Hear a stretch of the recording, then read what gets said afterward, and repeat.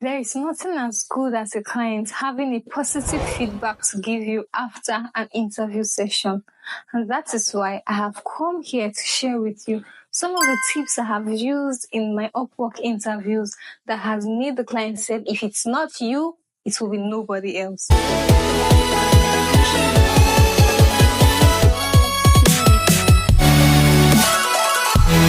Hi, my name is Adezi, your favorite low-code, no-code developer, and I talk about Upwork, freelancing, and what I do as a low-code developer on this channel. When a client reaches out to you on Upwork and you have scheduled a time to interview with them, one thing you should always do or have in mind to do is to go and research. You're either researching about the company or you're researching about the tools they've told you about. Even if you're familiar with those tools, refresh your memory on them. If they mention their company, go on the internet and search about the company, either on LinkedIn, Facebook, or just their website, whatever you can find. And if you don't find, don't worry. It's not a do or die affair. What is important is to research on the job they have told you about. When you do that and you get into the interview, don't be quick to talk. Allow them to do the talking. Be quiet. The problem with doing a lot of talking is that you will overtalk and go and say the one you're not supposed to say, and you can shoot yourself in the leg. And it also gives a bad impression about you if you're a talkative. Even if you're a talkative, please pretend for that short time that you're not a talkative. Be slow to speak, more to listen. You understand? Good. So when you get to the interview and they tell you, maybe they've talked about what their company is about, talk about what the job is about, then they give you room to talk about yourself. Then you can start with your name. After you talk, say your name. I make an extra effort to let them know that I went ahead to research about their company, and this is what I find intriguing about their company. And with what I have found about their company, this is how I feel it can align with what they do. If it's not their company I'm talking about, I could talk about the tools they mentioned. I go as far as saying, I researched about this tool that you mentioned, and this is what and what I noticed, and this is how your needs can happen. I go as far as mentioning things that I feel can be useful. And you know what researching does? It helps you ask relevant questions, because in the course of researching, you note down some things that gives you room to ask questions, because you must always ask relevant questions in interview. You know what that does for you? It shows that you have some level of interest in their business or in their job. So it makes them feel like you have personalized and taken charge of what their project will be.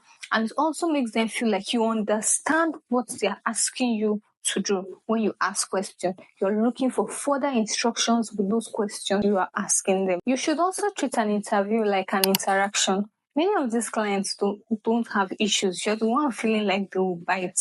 Relax, interact with them. Just be slow to speak. So when they're talking, smile. If they crack joke, please laugh. Just laugh. Whether the joke is funny to you or not, laugh. You play with them, joke with them. If they ask you questions, maybe outside of work, just find a response to give them. But make sure that when they're asking you hobbies or what you do in your free time, you don't say you go and sleep like me that like to sleep. No, you don't say that. You can mention that you use your free time to research about new things you want to learn, or you research more on the things you're learning. Just show some sort of productivity you do. If it's a movie, you can say you prefer to watch movies or documentaries. When you mention like what documentary makes you feel like a very serious-minded person. So make sure to mention hobbies or what you do in your free time that are very, very productive. Also, make sure that when you are mentioning your skill sets, don't be afraid to mention transferred skills or complementary skills to what you are doing. Let's take, for instance, I interviewed with a client, and in the course of interviewing for a role where I had to work with make.com to do integrations for him, I mentioned that I had a DevOps background. I also mentioned that I could code with JavaScript and Python. I also mentioned that I had built an AI chatbot. These were not needed in the skill or in the project he wanted, but they were relevant transfer skill.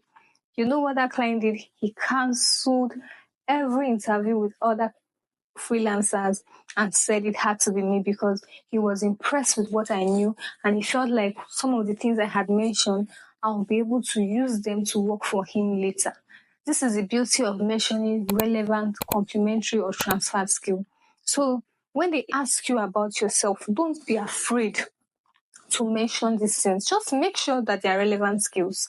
Don't go and mention that you can play ball when we are talking about virtual assistant. They don't rhyme at all. So be sure that whatever skill you're mentioning aligns or complements over time with what the client wants. I'll want to lay emphasis on you being full of smiles, being relaxed, and possibly practicing before the interview.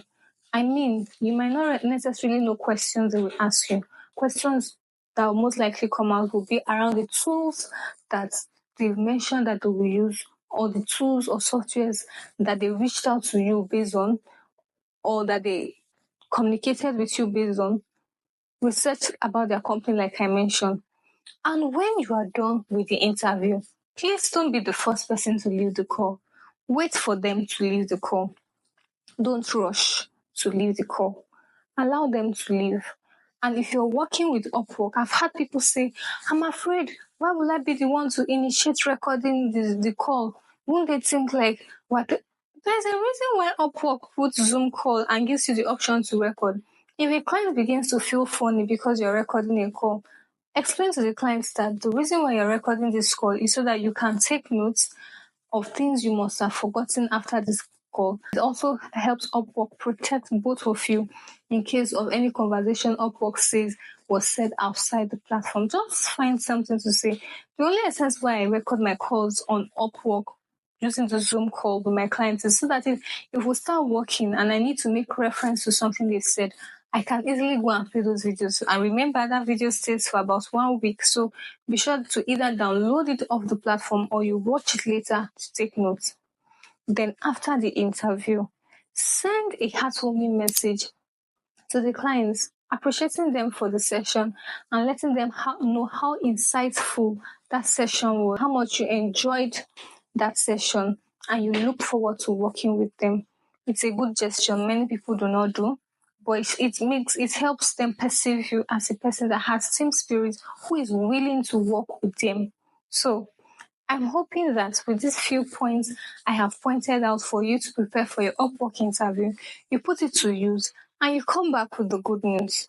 Once more, my name is Daisy, your favorite low-code, no-code developer. Thank you for watching this video to this point, and I hope you stick around for more insightful videos on this channel. Do take care.